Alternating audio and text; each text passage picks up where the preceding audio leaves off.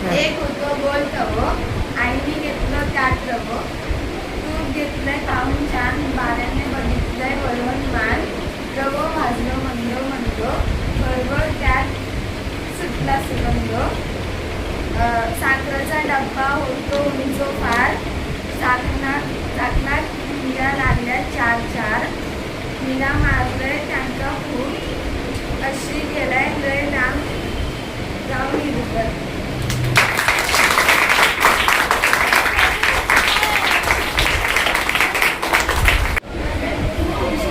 आज हा तुका एक कविता सांगताना.